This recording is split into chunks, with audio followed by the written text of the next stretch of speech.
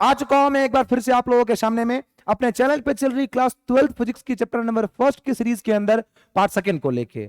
इस वीडियो को मैं स्टार्ट करूं इससे पहले मैं आप लोगों को कुछ इंफॉर्मेशन देना चाहता हूं।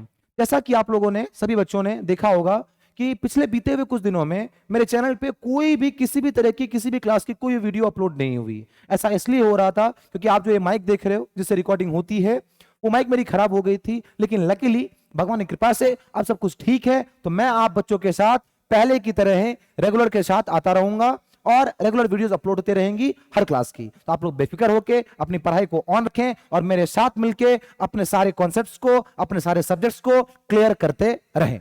तो चलिए स्टार्ट करते हैं आज की इस धमाकेदार सी वीडियो को जो कि होने जा रही है Coulomb's law of electric force के ऊपर में, जो कि हमारे इलेक्ट्रोस्टैटिक के first chapter charges and field की सेकंड पार्ट है। फर्स्ट पार्ट अगर आपने नहीं देखा है मैं आपको यहां पे लिंक शो कर रहा हूं, उसको देख के आओ।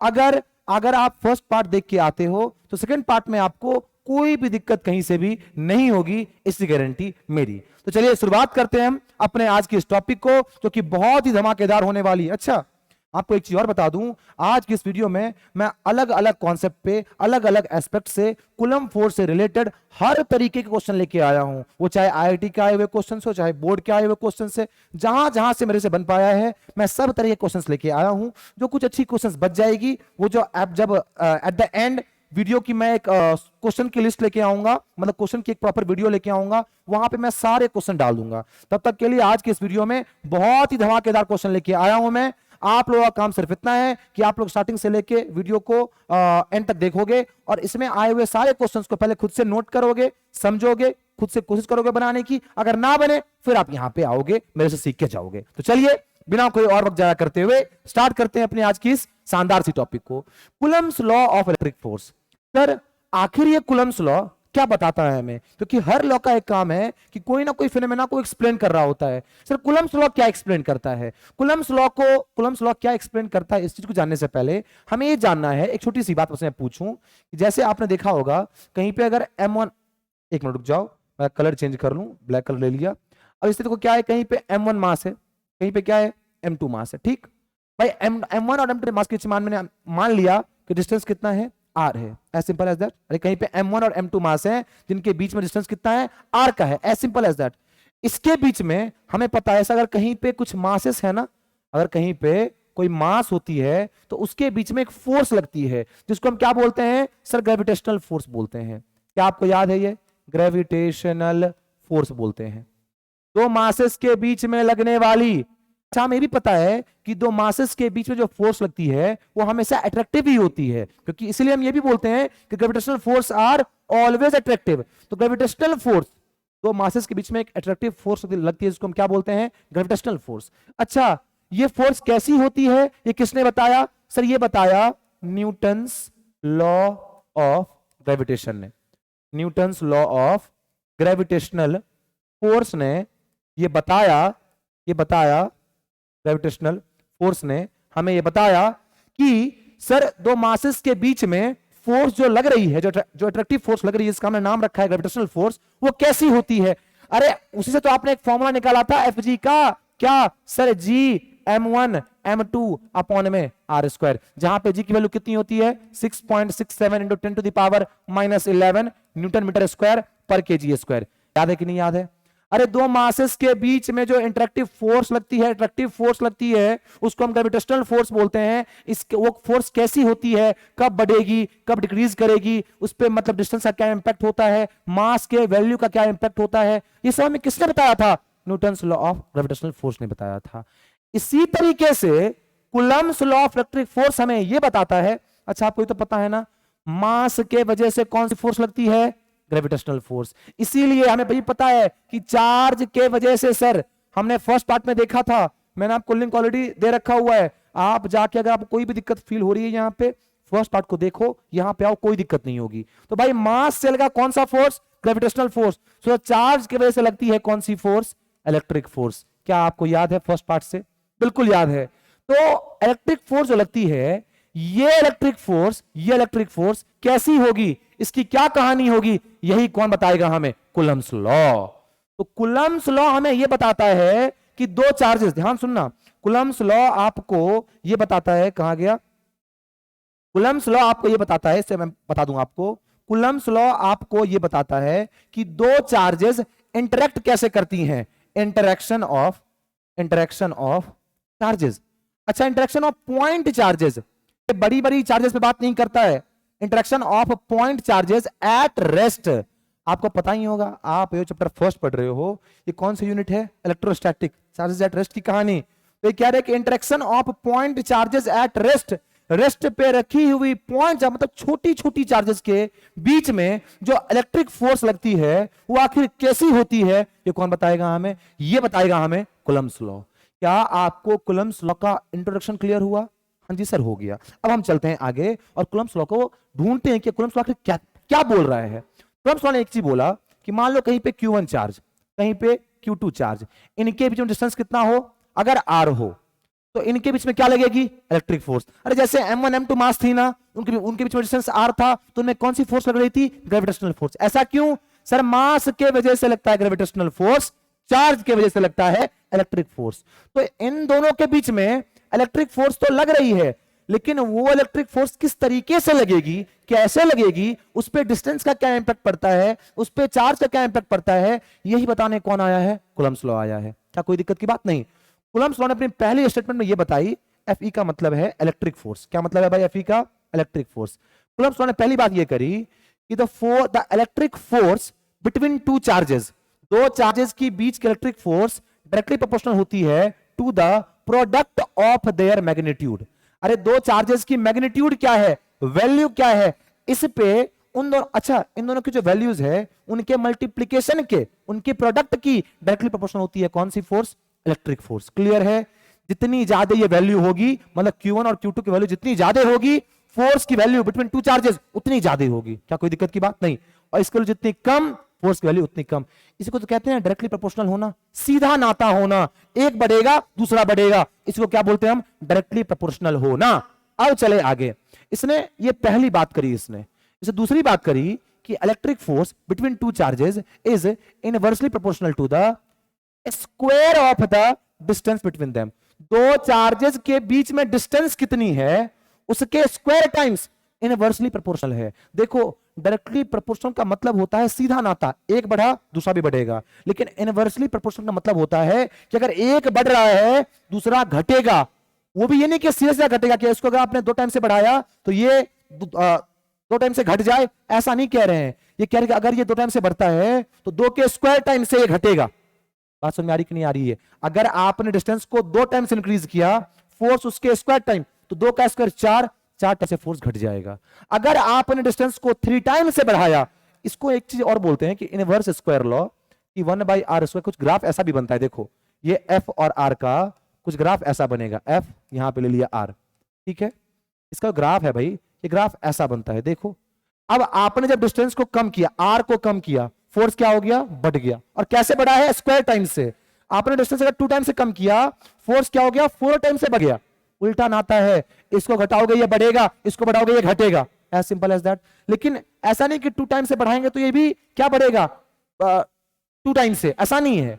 ये कह रहे कि अगर इसको आपने बढ़ाया 2 टाइम से, ये बढ़े, ये घट जाएगा 4 टाइम से। अगर आपने इसको घटाया है 2 टाइम से, ये बढ़ जाएगा 4 टाइम से। जितने एक आप लाइन लिख लो, जितने भी टाइम से हम डिस्टेंस बिटवीन टू चार्जेस को इंक्रीज या डिक्रीज करेंगे, उसके स्क्वायर टाइम से फोर्स बिटवीन देम डिक्रीज या इंक्रीज होगी। क्या कोई दिक्कत की बात नहीं?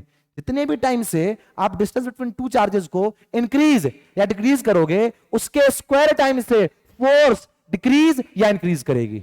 इसको आप लिख लो, बार बार देखो, समझ में आपको आ जाएगा। तो यहां पे इसका भाई ग्राफ कैसा बनता है, ऐसा देखो ना, डिस्टेंस में हम कम आ रहे हैं, फोर्स बढ़ रहा है, कैसे, स्क्वायर टाइम्स। अगर आपने 2 टाइम से डिस्टेंस को कम किया, फोर्स उसके स्क्वायर टाइम्स मतलब 4 टाइम से क्या हो जाएगा, बढ़ जाएगा कम करने पे। अब वही अगर आपने डिस्टेंस बढ़ा दिया तो फोर्स डिक्रीज कर जाएगा उसके स्क्वायर टाइम से। मान लो अगर आपने 3 टाइम से बढ़ाया है डिस्टेंस को, तो फोर्स 3 के स्क्वायर 9 टाइम से डिक्रीज कर जाएगा। अगर आपने डिस्टेंस को 4 टाइम्स इंक्रीज किया है, फोर्स 4 के स्क्वायर 16 टाइम से डिक्रीज कर जाएगी। मैंने बहुत क्लियर कर दिया आपको। आगे चलते हैं, यहां पे ये हो गया सेकंड पॉइंट। तीसरी बात कही इसने कि इलेक्ट्रिक फोर्स जो होती है वो एक सेंट्रल फोर्स होती है। मतलब क्या है भाई, कि इसके सेंटर टू सेंटर लगेगी। ध्यान से सुनना, इलेक्ट्रिक फोर्स जो होती है इन दोनों के सेंटर टू सेंटर लगती है। ऐसा नहीं है कि इसके इस पॉइंट से इसके इस पॉइंट पे लगेगी, नहीं, ये कह रहे हैं कि इसके सेंटर से लेके इसके सेंटर तक लगती है क्या, इलेक्ट्रिक फोर्स। क्या कोई दिक्कत की बात है? बिल्कुल भी नहीं। मैं आगे चलूं? बिल्कुल चलूं। तो हमने इन दो पॉइंट को मिलाया, हमें क्या मिला कि sir F E directly proportional to Q1 Q2 ऊपर हो गया, Q1 Q2 ऊपर हो गया, आर स्क्वायर एकदम नीचे हो गया। हमें पता है कि जब भी प्रोपोर्शनलिटी की साइन रिमूव होती है, इक्वल टू की साइन आती है, एक कोई कांस्टेंट टर्म आता है, यहां भी आएगा, यहां भी आया। Electric force between two charges is equal to K Q1 Q2 upon में आर स्क्वायर। ये क्या हो गया? Electric force between two charges, जहां पे के की वैल्यू कितनी होती है, 9 into 10 to the power 9 newton metre square पर कूलम स्क्वायर। क्या कोई अरे के क्या है? प्रोपोर्शनैलिटी कांस्टेंट, प्रोपोर्शनैलिटी ऐसे लिख लेना, आगे क्या कांस्टेंट। हमें जल्दी चलना है, टाइम नहीं लगाना बहुत ज्यादा। अभी कितना टाइम हो गया? 10 मिनट हो गया, बहुत टाइम हो गया। चलो ठीक है, यहां पे क्या आ गई आपको? Electric force find, electric force के मैग्नीट्यूड को फाइंड करने का तरीका आपने यहां पे सीख लिया। अब यहां से हम इलेक्ट्रिक फोर्स, अच्छा कितने लोगों का सवाल रहता है कि सर ये के की यूनिट आपको तो याद है, हमें कैसे याद हो? बहुत सिंपल है, देखो क्या स्क्रीन में आ रहा है ये चीज ना, आ रहा है, बिल्कुल आ रहा है। क्या F equal to K Q1 Q2 upon में आर स्क्वायर में कोई दिक्कत है आपको? बिल्कुल नहीं सर, आसान है। यहां से क्या निकालना है? के की यूनिट को, तो के को इधर ही छोड़ दिया, आर स्क्वायर को उधर भेज दिया, तो एफ इंटू क्या हो गया, आर स्क्वायर। इसको इक्वल टू कर दिया नीचे में, ये दोनों नीचे आ जाएंगे ना, तो Q1 इंटू Q2। इसको अगर लिखें सही से तो क्या लिखेंगे? अरे बस इसी को पलटा दिया, एफ इंटू आर स्क्वायर, नीचे में Q1 into Q2, as simple as that. F मतलब इलेक्ट्रिक फोर्स है, तो फोर्स ही, फोर्स की यूनिट क्या होती है? न्यूटन, न्यूटन लिख दिया। ये क्या आर स्क्वायर मतलब क्या? Metre square. नीचे क्या Q1 Q2, coulomb into coulomb, coulomb का स्क्वायर, यूनिट क्या आ गया? न्यूटन मीटर स्क्वायर पर कुलम स्क्वायर। तो मैंने क्या इसको यहाँ पे फारसी में लिखा है, वही लिखा है कि नहीं लिखा है? तो के की आपने यूनिट फाइंड करनी भी सीख ली यहीं पे, कोई दिक्कत की बात नहीं। याद रखना सेंट्रल फोर्स होता है। अच्छा एक और बात, इलेक्ट्रिक फोर्स जो होता है, ये electric force depends on medium, ये मीडियम पे डिपेंड करता है। इन द सेंस सर कि आपने मान लो अगर दो चार्जेस को रखा है एयर में, तो जब आपने उनको एयर में रखा है किसी खास डिस्टेंस पे, उस टाइम उनमें जितनी फोर्स लग रही है, अगर उन्हीं दो चार्जेस को उसी डिस्टेंस पे अगर आप पानी में रख दो, वहां कुछ और फोर्स लग रही होगी, मतलब वहां कुछ और वैल्यू ऑफ इलेक्ट्रिक फोर्स लग रही होगी। कहीं और लेके जाओ, मतलब अगर दूध में लेके पहुंच गए आप, तो दूध में कोई और अमाउंट ऑफ फोर्स लग रही होगी, कोई और अमाउंट ऑफ इलेक्ट्रिक फोर्स ही, लेकिन कुछ और अमाउंट की। अगर उसको पेट्रोल में रख दो, वहां पे कुछ और। तो अलग अलग मीडियम में अलग अलग वैल्यू ऑफ इलेक्ट्रिक फोर्स लगती है between the same two charges at the same separation. हमने कुछ चेंज नहीं किया है, सब कुछ सेम रखा है, लेकिन अगर अलग अलग मीडियम में रख रहे हैं तो भाई अलग अलग क्या लगेगी? इलेक्ट्रिक फोर्स की वैल्यू की फोर्स लगेगी। याद रखना यहाँ पे इलेक्ट्रोस्टैटिक फोर्स आपको बता रखा हुआ है, रिपल्सिव अट्रैक्टिव दोनों हो रही है। इस केस में मैंने पॉजिटिव लिया था, तो ये इलेक्ट्रोस्टैटिक फोर्स ऑफ रिपल्सन का कहानी है। ये आपने जो फोर्स की वैल्यू फाइंड की है, ये कौन सी फोर्स यहां फाइंड होगी? Electrostatic force of repulsion. कोई दिक्कत की बात नहीं। क्या मैं आपको कूलम्स लॉ के अकॉर्डिंग इलेक्ट्रिक फोर्स के फॉर्मूले को डिराइव करने में रहा सक्षम? बिल्कुल सर, एकदम सही। अब चलते हैं हम आगे। देखो ये हमने क्या फाइंड किया है? इलेक्ट्रिक फोर्स के मैग्नीट्यूड के को फाइंड करने का फॉर्मूला। कोई भी क्वेश्चन होगा, आप इस पे बिठाओगे वैल्यू, आपका वैल्यू आ जाएगा। और फोर्स की यूनिट क्या होती है? न्यूटन होती है, हमें ये पता है। चले आगे। अब एक Coulomb's law in vector form.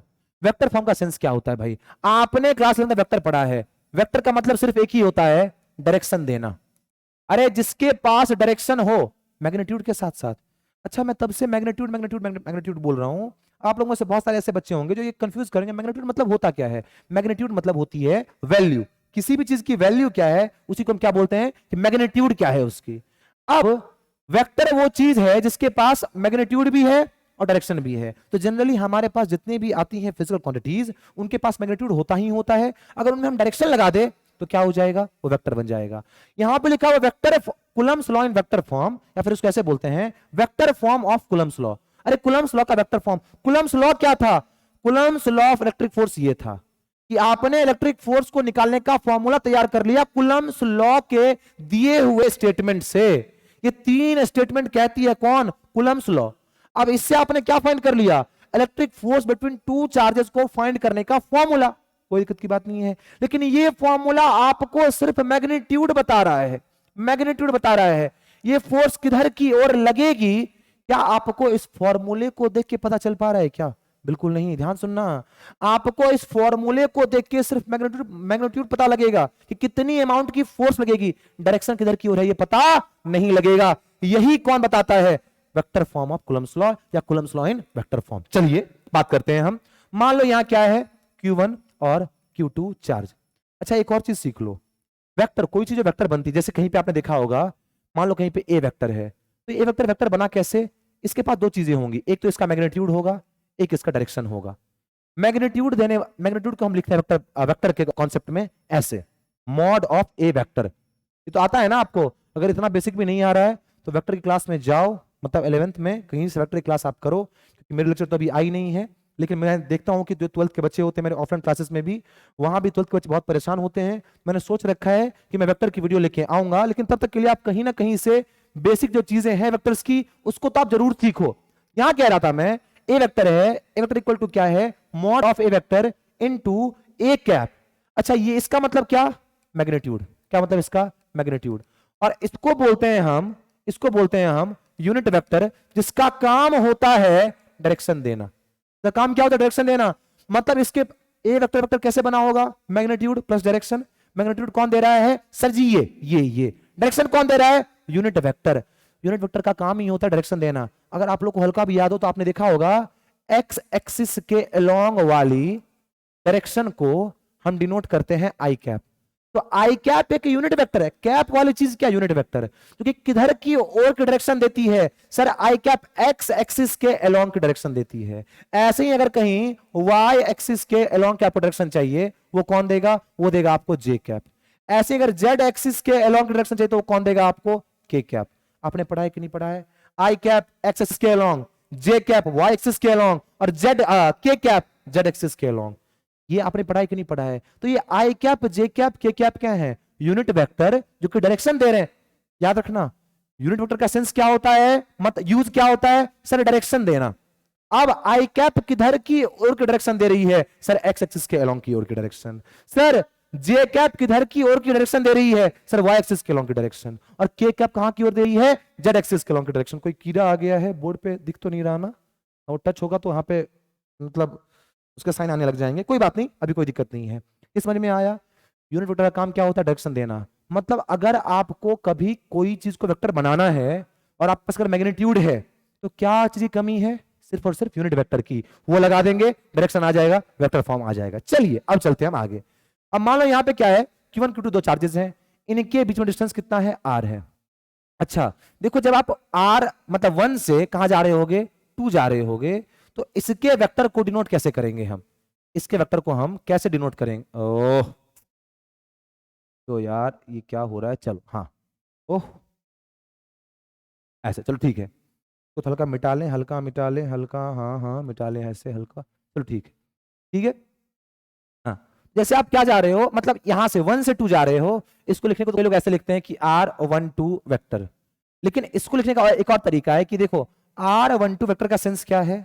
इसको मैं यहां पे लिख लूं, R12 वेक्टर का सेंस कहां पे लिखूं? इसको एक मिनट रुक जाओ बच्चों, आप लोग, इसको छोटा कर लेता हूं ताकि आप लोगों को कोई दिक्कत ना हो। इसको कर लिया मैंने छोटा, दिख रहा होगा ना? दिख रहा होगा, इतना काफी है देखने को। चलो ठीक है, इसको आप लोग छापना चाहो तो छाप लो। इसको मैं यहाँ पे शिफ्ट कर देता हूँ, दिख रहा है आप लोगों को? हाँ बिल्कुल दिख रहा है। चलो यहाँ पे R12 वेक्टर को हम क्या लिख सकते हैं, जरा ध्यान से देखना। 1 से 2 पे जा रहे हो तो क्या लिखोगे? Final minus initial, R2 minus R1 vector. अरे final point minus initial point, यही तो होती है displacement vector. Final minus initial क्या होती है? डिस्प्लेसमेंट। चलो R2 माइनस R1, मैंने सो सिंपली क्या लिख लिया? R2 minus R1 vector. क्या कोई दिक्कत की बात नहीं? इधर की ओर की डायरेक्शन कौन दे रहा है आपको sir? R2 minus R1 vector, जिसको हम सिंपली ये भी लिख सकते हैं, लेकिन हमने ये लिखा है। अब आगे अगर आप इधर की ओर आ रहे हैं तो सर, तो भाई इधर की डायरेक्शन क्या होगी? फाइनल ये पॉइंट है, मतलब क्या? R1 minus R2 vector. क्या कोई दिक्कत की बात है? एनसीईआरटी और बाकी किताबें या तो R12 लिखती है या R21 लिखती है, लेकिन अब इसमें कंफ्यूजन है। कोई R12 को ऐसे बोलती है कि R1 माइनस R2, कोई R12 को ऐसे बोल रही है R2 माइनस R1। तो हमने ये झमेला ही गायब कर दिया है। हमने यहाँ पे क्या बोल दिया आपसे कि अगर आप 1 से 2 जा रहे हो तो final minus initial vector R2 minus R1 vector, कोई दिक्कत की बात नहीं। और जब इधर से इधर आ रहे हो तो R1 माइनस R2 वेक्टर, कोई दिक्कत की बात बिल्कुल भी नहीं। अब आगे चल रहे हैं हम, ध्यान से सुनना। तो कहते हैं अच्छा इस तरफ की डायरेक्शन को कौन बताएगा? सर इस वेक्टर का यूनिट वेक्टर। ध्यान से सुनना, आपको मैंने पहले ही बोल दिया कि कोई भी, इसको मिटा दूं मैं, बिल्कुल कोई भी डायरेक्शन आपको कैसे पता लगती है? यूनिट वेक्टर से। देखा है ना आपने यहाँ पे, यूनिट वेक्टर क्या बताता है हमें? डायरेक्शन किधर की ओर है। तो इधर की ओर की डायरेक्शन कौन बताएगा हमें? इसका यूनिट वेक्टर। मतलब R2 माइनस R1 का अगर हम ले ले यूनिट वेक्टर, जैसे पूरे को ऐसे होल में लिख देते हैं, क्या बोल देते हैं? इसका यूनिट वेक्टर। ये हमें क्या बताएगा? इधर की ओर की डायरेक्शन। अच्छा अगर आप वहीं पे ले ले R1 माइनस R2 का यूनिट क्या, मतलब क्या आप बता रहे हो? इधर की ओर डायरेक्शन। क्या कोई दिक्कत की बात है? बिल्कुल भी नहीं। इसको भी हम कर ले साइड, हमें समझ में आ गया सर। चलो यहां पे कर लिया हमने इसको साइड। अब मैं बोल रहा हूं आपसे इन दोनों के बीच में फोर्स कैसे लगेगी? अरे Q1 लगाएगा Q2 पे ऐसे, इसको हमने क्या बोला? Force on second due to first, as simple as that, vector form में। और Q2 लगाएगा Q1 पे इधर की ओर, इसको हमने क्या बोला? Force on first due to second, vector form में, कोई दिक्कत की बात नहीं। अच्छा force due to force on second due to first क्या हो जाएगा? सर फॉर्मूला लिखेंगे इसका K Q1 Q2 अपॉन में R स्क्वायर। अरे फॉर्मूला तो वो लिखोगे ऐसे ही ना, फॉर्मूला तो फिक्स है, K Q1 Q2 अपॉन में क्या? R square. लेकिन ये तो सिर्फ मैग्नीट्यूड है, यहां पे सर वेक्टर रिप्रेजेंट करना है। वेक्टर रिप्रेजेंट होगा कैसे? सर आपको एक मिनट रुक जाओ, इसको मिटा दूं, इरेज कर दूं। अरे चलो, ये force on second due to first K Q1 Q2 upon में R स्क्वायर, ये सिर्फ मैग्नीट्यूड है ना। और हमें पता है वेक्टर बनाने को चाहिए दो चीजें, यहां पे देखो मैग्नीट्यूड भी और डायरेक्शन भी। डायरेक्शन कौन देगा? Unit vector. तो इधर के अलोंग का यूनिट वेक्टर कौन है? सर इसका यूनिट वेक्टर हमने पहले ही फाइंड करके रखा हुआ है, मतलब R2 माइनस R1 का यूनिट कैप। यही हो गया आपको vector form of Coulomb's law. Vector form of क्या हो गया? ये vector form of Coulomb's law. क्या कोई दिक्कत की बात? क्या कोई दिक्कत की बात? और अगर आप इसे आपसे यही कोई पूछे कि force on first due to second, तो क्या करेंगे? मैग्नीट्यूड तो वही रहेगा ना। अरे जितनी फोर्स ये चार्ज इस पे इधर की ओर लगाएगी, उतनी ही फोर्स ये चार्ज इस पे इधर की ओर लगाएगी। मैग्नीट्यूड क्या रहेगा? Same, K Q1 Q2 upon में R स्क्वायर। लेकिन डायरेक्शन क्या होगा इस बारी? सर इधर के ओर का। तो इधर के ओर का डायरेक्शन कैसे मिलेगा? सर इस वेक्टर की क्या लगा दो आप? यूनिट वेक्टर, मतलब R1 माइनस R2 वेक्टर का यूनिट वेक्टर। क्या कोई दिक्कत की बात? क्या कोई दिक्कत की बात? इसको बहुत लोग ना एक्सपेंड कर देते हैं। एक्सपेंड कैसे? जरा ध्यान से देखना, मैंने यहां पे क्या लिखा हुआ है, देखो जरा। ए वेक्टर इक्वल टू क्या? Mod of A vector into A cap लिखा हुआ है। ए कैप को क्या लिख सकते हैं हम? सर ए वेक्टर अपॉन में मॉड ऑफ ए वेक्टर। क्या कोई दिक्कत की बात है? बिल्कुल भी नहीं, एकदम क्लियर है, ध्यान सुनना। तो क्या मैं ए कैप को A vector upon mod of A vector लिख सकता हूं? बिल्कुल सर। तो क्या मैं इसको ऐसे लिख सकता हूं कि, जरा ठीक से, मैं इसको ऐसे लिख सकता हूं कि K Q1 Q2 अपॉन में R स्क्वायर, और इसको मैंने लिखा ऐसे R2 माइनस R1 को R2 vector minus R1 vector upon में mod of R2 minus R1 vector. क्या कोई दिक्कत की बात? इसको जरा सिलेक्शन से हटाएं थोड़ा हल्का सा, और इसको ठीक करें राइट में आके, ये ठीक, हाँ इरेजर, इसको इरेज कर दिया। चलो ऐसे हम क्या लिख सकते हैं? बिल्कुल लिख सकते हैं। अब कहते हैं कि देखो जरा, ये अगर आप इस तरफ के मैग्नीट्यूड को फाइंड करना चाहते हो तो कैसे फाइंड होगा? अरे इस वेक्टर की मैग्नीट्यूड कितनी है? जितनी ये डिस्टेंस R है उतनी है ना। आपने इसको वेक्टर कैसे बनाया? सर यही डिस्टेंस, लेकिन जब हम इधर की ओर जाते हैं उसी को हम बोलते हैं R2 माइनस R1 वेक्टर। तो अगर मैं इसकी मैग्नीट्यूड की बात करूं, वैल्यू की बात करूं सिर्फ, तो वो क्या होगी? तो वो होगी R2 माइनस R1 वेक्टर की, अगर आप मॉड की बात करें, वो किसके इक्वल? R के इक्वल। किसके इक्वल भाई? R के इक्वल। तो क्या सर ये जो वैल्यू आपने लिखी है ये R के इक्वल है क्या? हाँ बिल्कुल। तो इसको क्या हम लिख सकते हैं ऐसे कि K Q1 Q2 अपॉन में, ध्यान से देखना, R2 माइनस R1 वेक्टर तो थी ही, और मैंने आपको पहले बोल दिया क्या कि R2 माइनस R1 वेक्टर की जो मॉड है वो किसके इक्वल है? R के इक्वल। तो ये इसके इक्वल है, मतलब R ये वाला और ये वाला क्या एकदम इक्वल है। तो भाई R स्क्वायर यहाँ पे, ये इसको हम क्यूब लिख सकते हैं क्या? अरे ये स्क्वायर है ऑलरेडी, और यहाँ पे क्या है? ये भी तो इससे मल्टीप्लाई हो सकता है। क्यों? क्योंकि ये दोनों इक्वल है। ये दोनों क्या है? इक्वल है। कोई दिक्कत की बात बिल्कुल भी नहीं। तो यहाँ पे K Q1 Q2 अपॉन में क्या? Mod of R2 minus R1 vector की क्यूब। और इसको जरा हम साइड कर लें, इसको जरा अब हम हल्का सा साइड कर लें, और मैं सिंपली यहाँ पे लिख रहा हूँ क्या, देखो जरा इसको मैं यहाँ पे लिख देता, यहाँ पे लिख देता हूँ। दिख रहा है स्क्रीन पे, दिख जाएगा, अभी दिख जाएगा, देखो दिख रहा है आपको बिल्कुल। अब मैंने इसको क्या लिखा, R2 माइनस R1 वेक्टर, इसको हल्का सा और छोटा कर लें, ये देखो ऐसे क्यूब हो गया। और इनटू में क्या, अरे इसको आपने मल्टीप्लाई किया इससे ना, तो क्या बन गया, क्यूब बन गया। ये क्या रह जाएगा, सेम रह जाएगा ना, R2 माइनस R1 वेक्टर। तो ये ऐसे हो गया और ये उधर मल्टीप्लाई हो जाएगा। ये क्या आया है, force on second due to first. ऐसे ही आप फर्स्ट ड्यू टू सेकंड भी फाइंड कर सकते हो इन वेक्टर फॉर्म। क्या कोई दिक्कत की बात है, ये बहुत सिंपल चीजें हैं, आप यहां पे भी अगर खत्म कर रहे हो तो काफी है, बहुत कम जगह। आप एक्सपेंड करना चाहो तो एक्सपेंड कर लो, ठीक है, क्लियर है। Vector form of Coulomb's law भी हमने क्लियर कर लिया। इसको सही से आप लोग लिख लेना, मैंने ऐसे लिख दिया लेकिन आप लोग सही से लिख लेंगे। फाइनल आंसर ये हुआ, फिर ये हो गया, ठीक है, एकदम अच्छे से, एकदम क्लियर है। अब चल रहे हैं हम आगे। अब बारी है अच्छे अच्छे क्वेश्चंस की। शुरू करते हैं पहला क्वेश्चन। यहां पे आपको दिख रहा है, a free pithball a of 8 gram carries a positive charge of 5 into 10 to the power minus 8 coulomb. जिसके न्यूमेरिकल में आपको पहले पता होना चाहिए। सबसे पहले हमें गिवन पॉइंट्स को लिखना है। तो क्या बोला कि कोई एक पिथबॉल है ए पिथबॉल है जिसकी मास दे रखी है सर 8 ग्राम। 8 ग्राम, अच्छा 8 ग्राम है तो ऐसा यूनिट में क्या होगा, हमें पता है sir 1000 gram is equal to 1 kg। तो भाई 1 gram is equal to 1 upon में 1000 kg। 1 upon में 1000 could be written as 10 की power minus 3 kg, as simple as that। 1 gram equal to 10 की पावर माइनस 3 kg, तो 8 gram is equal to 8 into 10 की power minus 3 kg, as simple as that। अरे एक pen 5 रुपए में, तो 5 पेन कितने, 5 into 5। तो ऐसे ही अगर 1 ग्राम में 10 की पावर माइनस 3 kg, तो 8 ग्राम में कितने, तो 8 into 1 ग्राम में जितने होते हैं उतने, खत्म कहानी। तो इसको हम क्या लिख सकते हैं, 8 into 10 की पावर माइनस 3 kg, इसमें ऐसा यूनिट में, क्लियर है। अच्छा चार्ज ऑन ए कितना है सर, चार्ज ऑन ए है 5 into 10 to the power minus 8 coulomb. भाई मेरे प्रोसेस पे आप लोग बहुत ध्यान देना, क्वेश्चन बनना नहीं बनना, वैसे तो आप लोग पहले पॉज करो, जाओ खुद से, जैसे मैं भूल जाता हूं क्योंकि वीडियो बना रहा हूं ना, हम लोग बैठे नहीं हो, या चैट तो मैं देख नहीं रहा हूं, लाइव तो मैं हूं नहीं, तो मुझे सब कुछ बैलेंस करना पड़ता है, इसमें भूल जाता हूं मैं। लेकिन आप याद रखेंगे, ये क्वेश्चन देखना है, वीडियो को पॉज करना, खुद से ट्राई करना है, फिर यहां पे आना है, ठीक। चलो यहां पे charge at A equal to क्या, 5 into 10 to the power minus 8 coulomb given है, मास गिवन है, कोई दिक्कत की बात नहीं। अब कह रहे हैं what must be nature and magnitude of charge that should be given to a second pithball B fixed 5 centimeter below the former ball so that the upper ball is stationary। अब कह रहे हैं कि ए बॉल के नीचे 5 centimetre के distance पे एक दूसरी बॉल बी हम रख रहे हैं। अब आप बताओ कि what must be the magnitude, nature and magnitude of charge that should be given to a second pithball B. मतलब इस पिथबॉल बी पे हम जो चार्ज रखें उस चार्ज की मैग्नीट्यूड क्या होनी चाहिए, और नेचर मतलब कि पॉजिटिव है कि नेगेटिव है, नेचर और मैग्नीट्यूड ऑफ चार्ज बी पे कितनी होनी चाहिए, जो कि 5 सेंटीमीटर नीचे फिक्स्ड की गई है।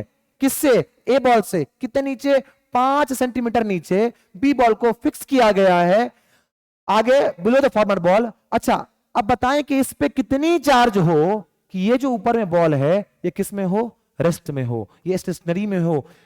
स्टेशनरी वर्ड का मतलब क्या होता है, एट रेस्ट, रेस्ट में होने को क्या बोलते हैं हम, स्टेशनरी होना। क्या कोई दिक्कत की बात है, क्वेश्चन समझ में आया, दोबारा पढ़ें, दोबारा वीडियो को रिप्ले करें, समझ में आ जाएगा। अरे पहला बॉल ए जिसपे मास ये और चार्ज ये, दूसरा बॉल बी हमने प्लेस किया है 5 सेंटीमीटर नीचे ए बॉल से। आपसे पूछ रहे कि इस पे कितना चार्ज दें। अच्छा ये फिक्स है, ये फ्री बॉल है, देखो फ्री पिथ बॉल है, फ्री पिथ बॉल है, ये फ्री है लेकिन ये फिक्स कर दिया गया है। अब बताओ इस पे चार्ज कितना दोगे जिसकी वजह से ये बॉल किस में रहेगा, स्टेशनरी में। अच्छा क्या आपने एक सिंपल कॉन्सेप्ट ये पढ़ा है, ये तो आप लोगों ने कर लिया ना, छाप लो, इसको मिटा देता हूं, इसको आप मैं इसको मिटा रहा हूं, ये मिटा दिया, ठीक है। अब आप लोगों ने क्या ये नहीं पढ़ा है कि अगर m मास की बॉडी है तो उस पे नीचे की तरफ एक फोर्स होती है जिसको हम क्या बोलते हैं, mg, जिसको हम वेट नाम से बोलते हैं। क्या कोई दिक्कत की बात, एकदम क्लियर है, हाँ जी सर क्लियर है। तो अगर इसके पास कुछ ना कुछ मास है तो भाई अर्थ क्या करेगा, इसको अपनी ओर खींचेगा, mg। क्या कोई दिक्कत की बात है, बिल्कुल भी नहीं। अगर mg फोर्स लगा रहा है मतलब ये शायद नीचे आना चाह रहा होगा, बिल्कुल सर, अर्थ लगा रही है, इस पे वेट की फोर्स नीचे आना चाहेगा। तो अगर ये वाला फोर्स इसके ऊपर जितनी ये mg फोर्स नीचे की ओर लग रही है, अगर उतनी force Fe electrostatic force, electric force ऊपर की ओर लगा दे, ये रेस्ट में नहीं आ जाएगा, ये स्टेशनरी में नहीं आ जाएगा। मैंने क्या बोला, इसको अर्थ खींच रही है mg फोर्स से। अगर mg फोर्स के बराबर इलेक्ट्रोस्टैटिक फोर्स इस पे ये वाला बॉल इस पे लगा दे, कौन सा फोर्स, इलेक्ट्रोस्टैटिक फोर्स, तो ये क्या आपको स्टेशनरी में नहीं आ जाएगा, रेस्ट में नहीं आ जाएगा, बिल्कुल आ जाएगा।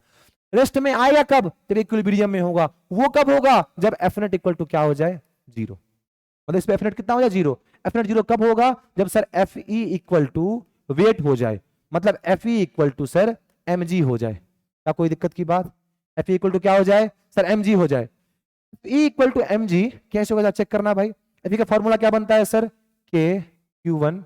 अच्छा यहाँ पे क्यू वन क्यू टू नहीं, चार्ज एट ए है चार्ज एट बी है, तो लिखेंगे Q A Q B, charge at A charge at B upon में R square is equal to क्या, एम जी। आपको क्या फाइंड करना है कि बी पे कितनी चार्ज हो, तो क्यू बी इक्वल टू क्या हो जाएगा, क्यू बी इक्वल टू बहुत सिंपल सर, आर स्क्वायर को उधर भेज दो तो M G into R square, यहां से के और क्यू ए नीचे आ जाएगा तो के क्यू ए, एकदम सिंपल है।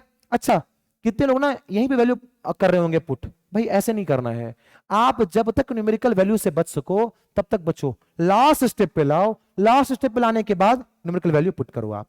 Clear, M G into R square, के और क्यू ए। यहां पे एम की वैल्यू पता है इतनी, भाई जी की वैल्यू 9.8 होती है, हम 10 लेंगे। अब आगे आर स्क्वायर, भाई आर की वैल्यू में फाइंड करने की जरूरत है। देखो आर कितनी है, 5 सेंटीमीटर। क्या हमें ये पता है कि 100 centimetre is equal to 1 metre, तो भाई 1 centimetre is equal to sir 1 upon में 100 मीटर।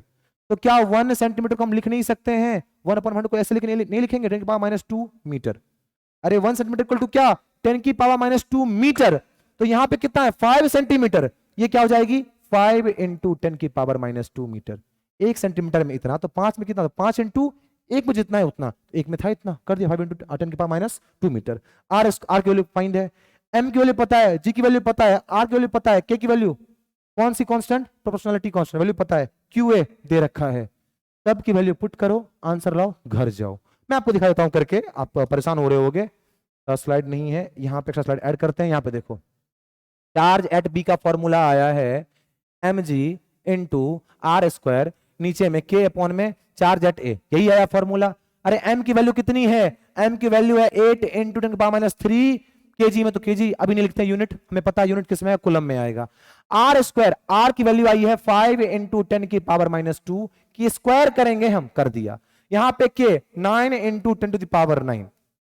चार्ज एट ए कितना आया है ये देखना पड़ेगा भाई, भूल गया मैं, 5 इंटू 10 की पावर -8 कुलम, 5 इंटू 10 की पावर -8 कुलम। कोई दिक्कत की बात है, ये क्लियर, कुलम मिट जा भाई, चलो मिट गया।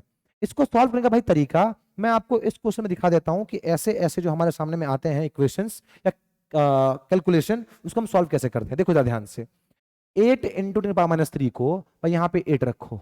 अच्छा एक चीज देखो, पहले इसको तो सॉल्व करना पड़ेगा, 10 की पावर -3 इंटू, अच्छा 5, इसको क्या हम ऐसे लिख सकते हैं कि 5 इंटू 10 की पावर -2 का स्क्वायर रख रहे हो, तो क्या इसको हम ऐसे लिखेंगे, ऐसे कि 5 की भी स्क्वायर और इंटू में 10 की पावर -2 की भी स्क्वायर, बिल्कुल लिखेंगे ऐसे। फिर 9 इंटू 10 की पावर 9 इंटू 5 इंटू 10 की पावर -8 लिख दिया इसको। इसको और सॉल्व किया, यहाँ पे लिखा 8 इंटू 5 इंटू 5 है तो 8 इंटू 5 इंटू 5 इंटू 10 की पावर -3 इंटू 10 की पावर क्या -2 की स्क्वायर 4।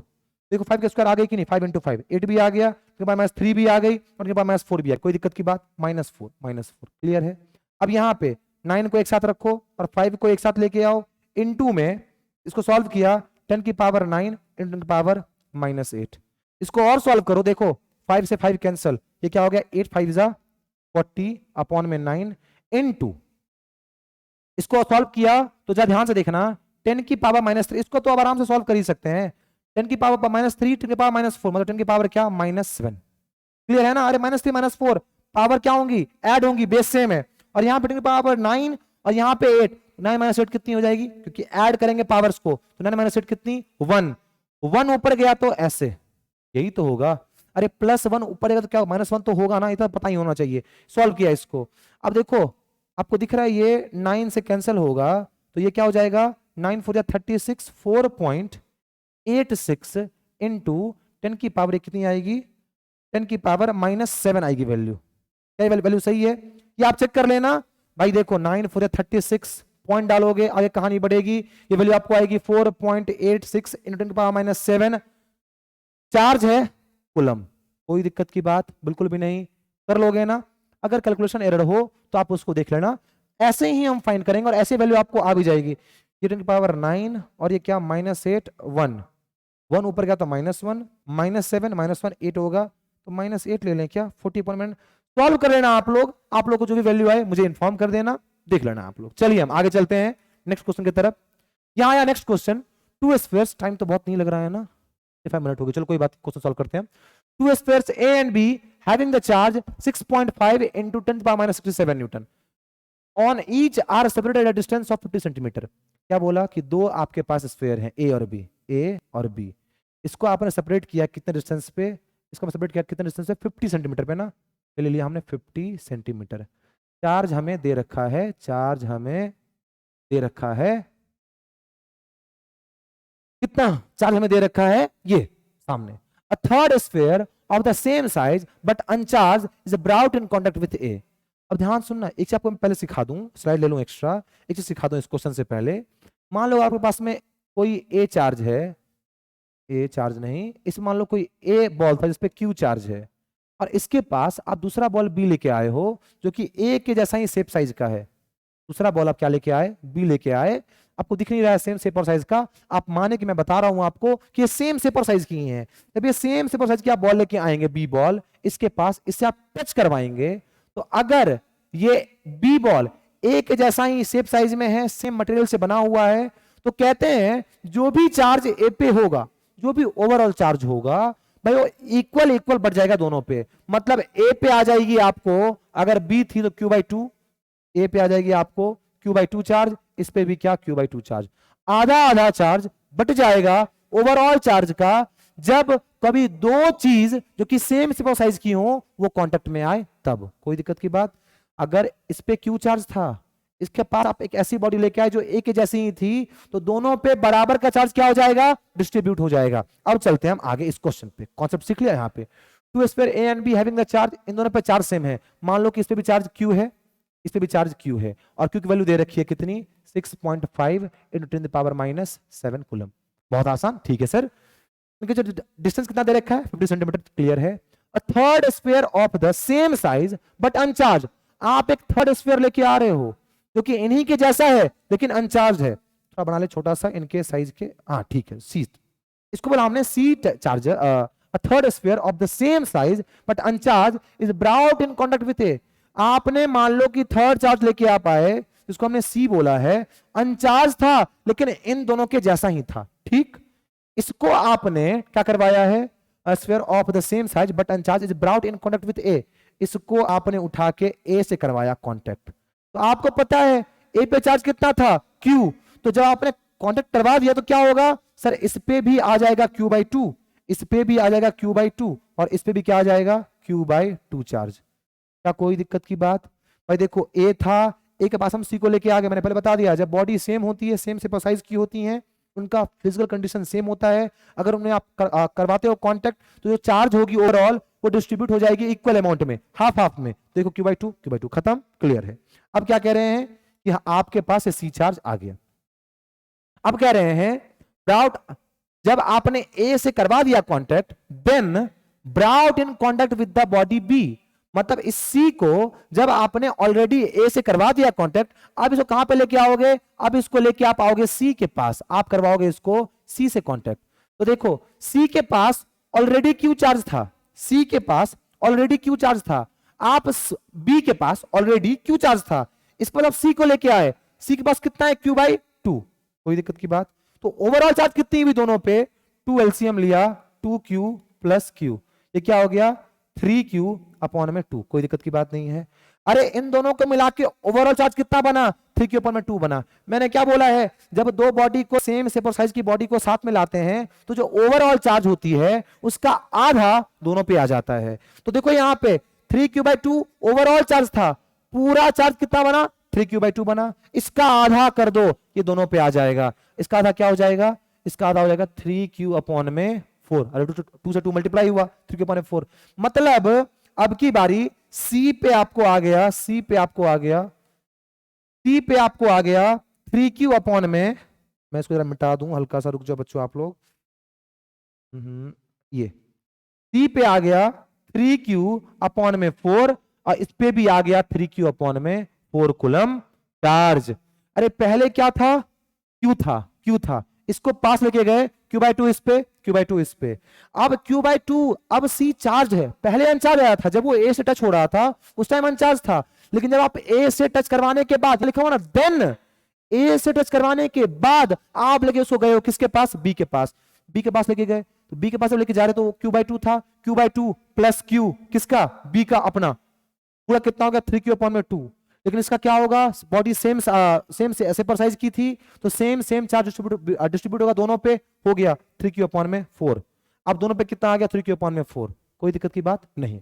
अब कह रहे हैं and finally removed from both, इतना चिपका चिपकी करने के बाद अब सी चार्ज को आराम मिल गया, वो भाई अब लौट के आ गया अपनी जगह पे। अब कह रहे हैं what is the new force of repulsion between A and B, A और बी के बीच में, अब बताओ न्यू फोर्स ऑफ रिपल्सन क्या होगी। अब लॉजिकल सी बात है, जब चार्ज की वैल्यू ही अलग आ गई है तो क्या होगी सर, इनके बीच की जो फोर्स की वैल्यू आएगी वो भी क्या होगी, अलग होगी। इसको मान लिया हमने चार्ज एट ए, इसको मान लिया हमने चार्ज एट बी, क्या कोई दिक्कत की बात, बिल्कुल भी नहीं। मतलब देखो जरा ध्यान से, अब आगे चलो।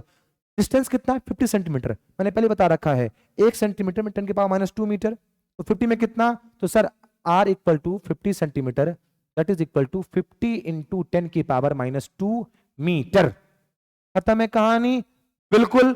अब चले हम आगे, हमने स्लाइड लिया हुआ, चलो लिया हुआ है, इसको हटा दें, इसको मिटा दिया।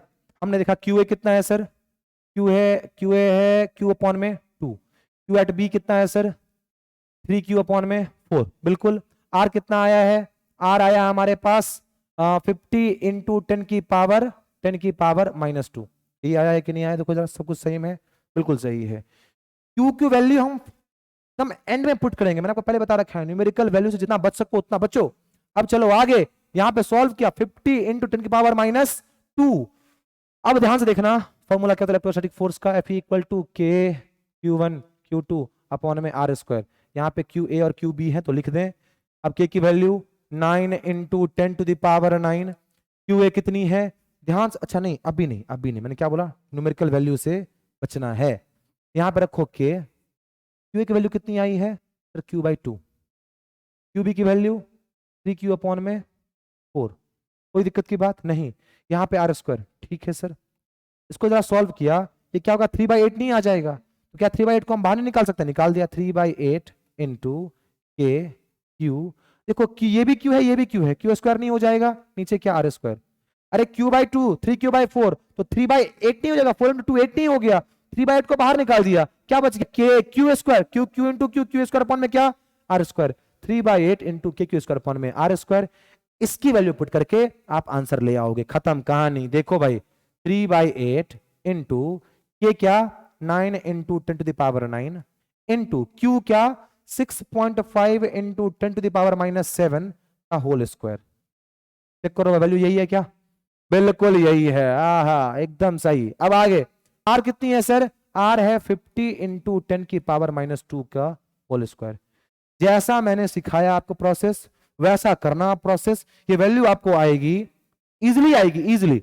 मैं टाइम कम रखना है इसीलिए मैं आपको बस बता रहा हूं, आप करना कैलकुलेट 3/8 इंटू 1.5 इंटू 10 के पावर -2 न्यूटन, ये होगा आपको न्यू फोर्स, जो कि वैल्यू आती है 5.7। इसका जो अल्टीमेट आंसर आएगा ये आएगा 5.7 इंटू 10 की पावर -3 न्यूटन, ये होगा आपको near about equal to ultimate answer.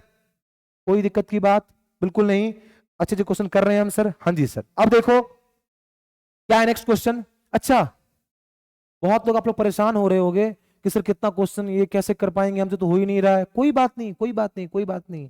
आप देखो, आपकी जो पर्सनैलिटी होनी चाहिए वो कैसी होनी चाहिए, टफ चीजों को देखिए आप डर जाओ ऐसा नहीं, आप खुद को बताओ ही कि भाई मैं एकदम, अगर आप कहीं पे हो, नहीं वो एक लाइन नहीं है कि हम वहां खड़े होते हैं जहां मैटर बड़े होते हैं, तो भाई वही बात, अगर आप कोई क्वेश्चन सॉल्व कर रहे हो, अगर आपको टफ लगे तो आप इसको एज ए चैलेंज एक्सेप्ट करो कि हाँ भाई चलो ये क्वेश्चन मेरे लिए टफ हो गया, अभी दिखाता हूं मैं। तो इस पे एक बड़ी अच्छी शायरी भी है, कहते हैं कि लोग दिया जला के बामोदर में रखते हैं। बामोदर का मतलब होता है घर के अंदर, कंफर्ट जोन में। मतलब लोग जो अपनी ऐसी कोई चीज है, जैसे मान लो आपकी इंटेलिजेंस, तो अगर आप 2+2 हमेशा जिंदगी भर करते जाओगे, आपके लिए हमेशा इजी रहेगा। टफ चीजें करो ना, तब पता लगेगा।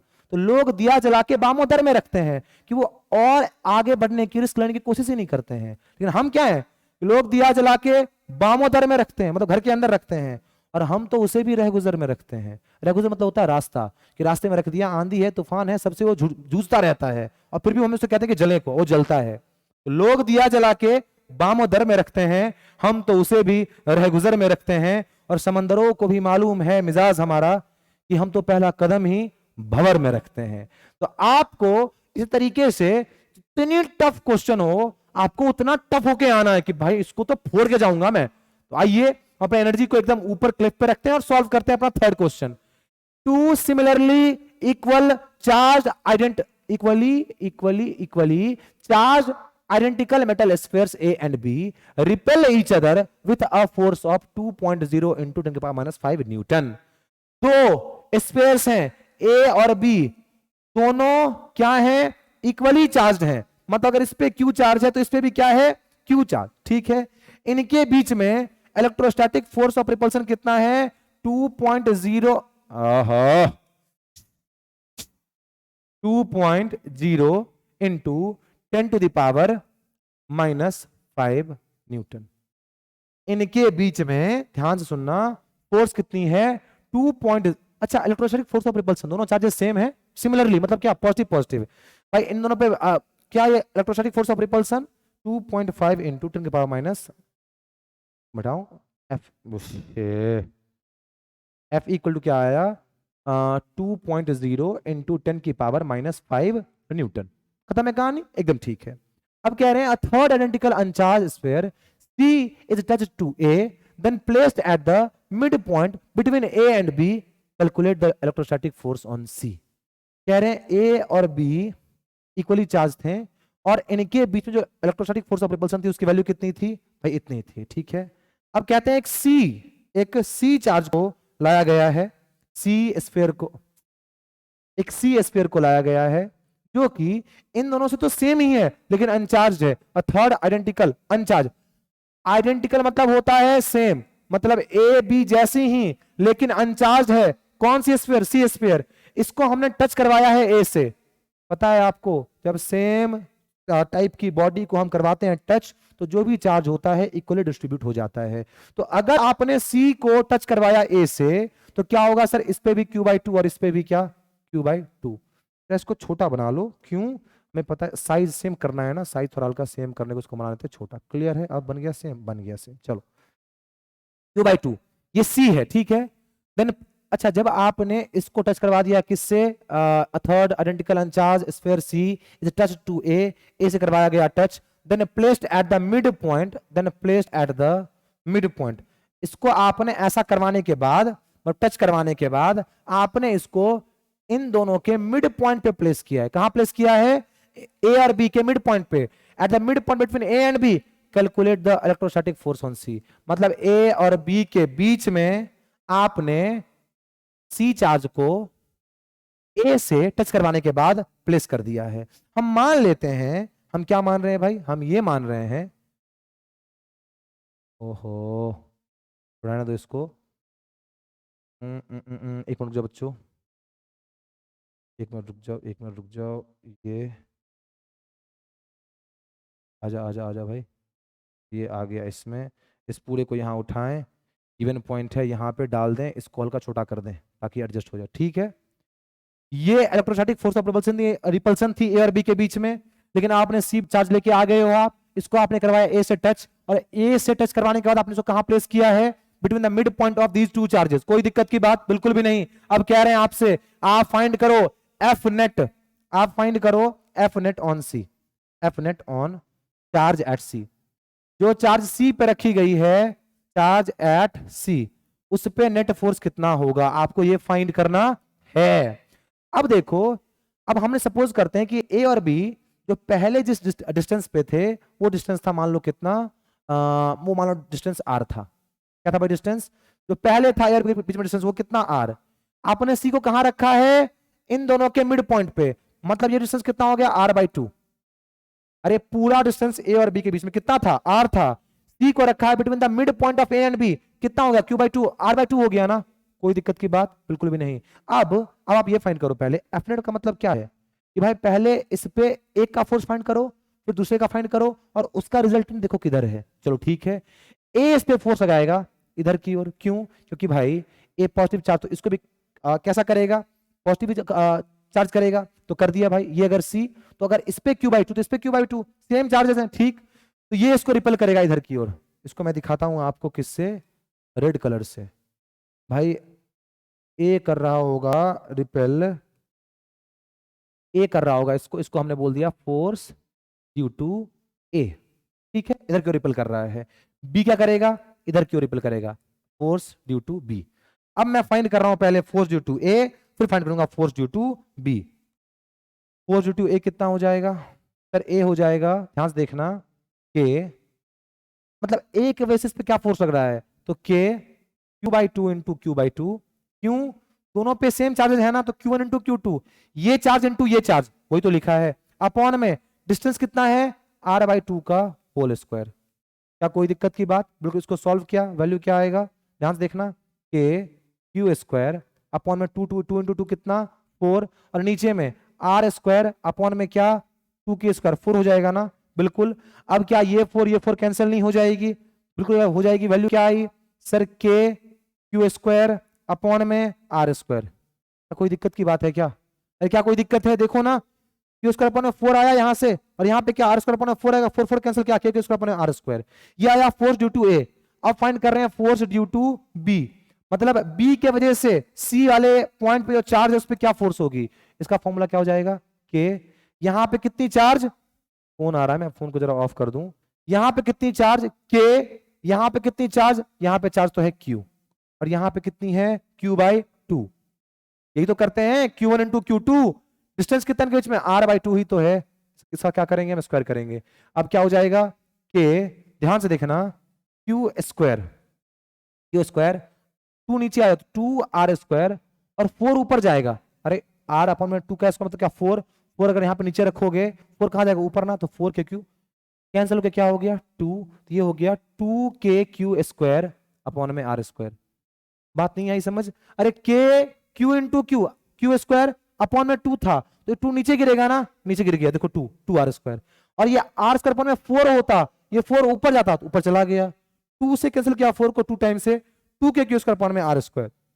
मतलब a के वजह से फोर्स कितना सर, a के वजह से फोर्स आया k क्यू स्क्वायर अपॉन में r स्क्वायर, और b के वजह से आया 2 times of initial force k Q square upon में r स्क्वायर। अरे ये फोर्स क्या है, a का फोर्स, इससे 2 गुना ज्यादा है, कौन, फोर्स ड्यू टू b, मतलब ये वाला फोर्स ज्यादा है इस वाले फोर्स से। इससे फाइनल फोर्स क्या होगा, एफ नेट क्या होगा sir, F net equal to ज्यादा फोर्स माइनस कम फोर्स। भाई कोई चीज को आप 20 न्यूटन से इधर खींच रहे हो और 10 से इधर खींच रहे हो, बॉडी कहां की ओर जाएगा, इधर की ओर, कितने फोर्स से, 10 न्यूटन से, 20 माइनस 10 किया ना, यहां भी क्या करेंगे, F B minus F A. भाई एफ बी कितना है, ध्यान से देखना, एफ बी है सर, एफ बी है 2k क्यू स्क्वायर अपॉन में आर स्क्वायर, है कि नहीं है, 2k क्यू स्क्वायर अपॉन में R square, minus force due to A क्या है, k क्यू स्क्वायर अपॉन में R square, 2k Q square upon में R square minus k Q square upon में आर स्क्वायर, मतलब क्या, इसका अल्टीमेट रिजल्ट आएगा k क्यू स्क्वायर अपॉन में आर स्क्वायर। तो क्या ये वही फॉर्मूला नहीं आया जो इन दो चार्जेस के बीच में अगर हम इलेक्ट्रिक फोर्स फाइंड करते हैं उसका फॉर्मूला आता। अरे मान लो ये दोनों चार्ज क्यू होते, ठीक है, यही तो बोल रहा था स्टार्टिंग में कि two similarly equally charge identical metal spheres A and B repel each other with a force of 2.0 into 10 की पावर -5 न्यूटन। मतलब ये भी Q चार्ज और मान लो कि डिस्टेंस था R, ये भी Q चार्ज, तो इनके बीच फोर्स क्या बनता, तो K क्यू स्क्वायर अपॉन में R स्क्वायर ही बनता ना। और आपने देख लिया कि F नेट ऑन C कितना आ रहा है, K क्यू स्क्वायर अपॉन में R स्क्वायर ही आ रहा है। तो इस टाइम पे जो इनके बीच में जितना फोर्स आ रहा था वैल्यू क्या थी, देखो 2.0 इंटू 10 की पावर -5 न्यूटन। यही वैल्यू तो यहां की भी होगी 2.0 इंटू 10 की पावर -5 न्यूटन। मतलब इस पे, इस सी चार्ज पे इधर की तरफ आपको फोर्स लग रही होगी कितने वैल्यू से, 2.0 इंटू 10 की पावर -5 न्यूटन से। क्या कोई दिक्कत की बात है? आप दोबारा देखेंगे आपको क्लियर हो जाएगा। मैं आगे चल रहा हूं। अब next question, two identical charges Q each are kept distance of R from each other. अब क्या है, दो चार्जेस हैं आइडेंटिकल क्यू, ये ले लिया क्यू चार्ज, ये ले लिया हमने क्यू चार्ज। अब इनके बीच में डिस्टेंस कितना है, थर्ड चार्ज क्यू, अच्छा ठीक है चलो, Q is placed at a distance R, मतलब इनके बीच में डिस्टेंस है आर, चलो ठीक है कर लिया ये।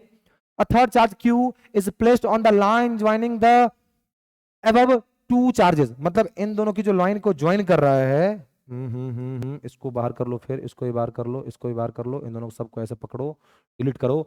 अब देखो मैं क्या बोल रहा हूं कि इनके बीच में डिस्टेंस था आर, इनकी जो लाइन ज्वाइनिंग है इसमें कहीं पे आपने कोई एक क्यू चार्ज रखा है। कहां पे रखा है, the above two charges such that all the three charges are in equilibrium. यहां पे हमने पता नहीं कहीं पे, लेकिन हमने कोई क्यू चार्ज रखा है, इस तरीके से रखा है, ध्यान सुनना, इस तरीके से रखा है कि ये सारी चार्जेस हैं, मतलब क्यू क्यू और ये क्यू इक्विलिब्रियम में है। क्वेश्चन पढ़ लो, टू आइडेंटिकल चार्जेस क्यू, मतलब दोनों चार्ज क्या है, क्यू क्यू है, each are kept at a distance R from each other, दोनों के बीच में डिस्टेंस कितना है आर। थर्ड चार्ज क्यू, एक तीसरा charge Q is placed on the line joining the above two charges, तीसरे चार्ज क्यू को आपने इन दोनों की जो ए और बी, जो ए और बी है ना, वो नहीं दिखा हुआ क्या, ए और बी टू, नहीं, तो यहाँ पे ये जो दो चार्ज थे क्यू और क्यू, इनकी जो लाइन ज्वाइनिंग है इसके ऊपर आपने एक थर्ड चार्ज को रखा है इस तरीके से, such that all the three charges are in equilibrium, इस तरीके से कि जितनी भी चार्जेस यहां पे आप देख रहे हो सिस्टम में, सब किस में है, इक्विलिब्रियम में। अब what is the magnitude, sign and position of the charge Q, इस क्यू चार्ज की आपको बतानी है क्या चीज, पोजीशन, उसके बाद क्या चीज, साइन, उसके बाद सर लास्ट चीज पोजीशन, साइन एंड मैग्नीट्यूड। तीन बातें करनी है आपको, किसकी फाइंड करनी है, किसकी, चार्ज, मतलब ये जो आपका थर्ड चार्ज है, ये सिंपल सा दिमाग लगाओ, मैं आपको क्या बोल रहा हूं। मान लेते हैं कि ये जो क्यू चार्ज है ये पहले वाले चार्ज से एक्स डिस्टेंस के दूरी पे है, ठीक, तो अगर इससे एक्स डिस्टेंस के दूरी पे है, बचा हुआ पार्ट कितना होगा, ये पूरा आर, ये एक्स, तो ये कितना हो गया आर माइनस एक्स। क्या कोई दिक्कत की बात है, क्या कोई दिक्कत की बात नहीं। अब ध्यान से सुनना, ये आपको, मुझे ये बताओ ये कैसे इक्विलिब्रियम में होगा, ये क्यू चार्ज जो होगा वो कैसे इक्विलिब्रियम में होगा, तो बहुत सिंपल है। फिर आप एक काम करो कि जो चार्ज, जो फोर्स इस पे ये वाला चार्ज लगा रहा होगा, वही अगर ये भी लगाए, मतलब अगर ये जितना इधर लगा रहा है उतना अगर ये भी इधर लगाए, तो क्या हो जाएगा सर, इक्विलिब्रियम में आ जाएगा। हमने मान लिया इसको फर्स्ट पोजीशन, इसको मान लिया सेकंड पोजीशन, इसको बोल दिया force due to first charge, और इसको बोल दिया force due to second charge. कोई दिक्कत की बात नहीं, एकदम क्लियर है। अच्छा, मतलब क्यू पे for F net, for Q being in equilibrium, अगर क्यू इक्विलिब्रियम में है, ध्यान सुनना, अगर क्यू इक्विलिब्रियम में है, इसका सेंस क्या है कि sir F net on Q is equal to 0। अरे इस पे जो एफ नेट होना चाहिए वो कितना होना चाहिए, 0 होना चाहिए ना, जितनी फोर्स इधर लग रही है उतनी फोर्स इधर लग रही है, तो एफ नेट कितना हो इस पे, 0 हो। कैसे होगा, तो सर हमने सिंपल बोल दिया F1 should be equal to F2, ये जब ये दोनों जब इक्वल होंगे तो क्या होगा, 0।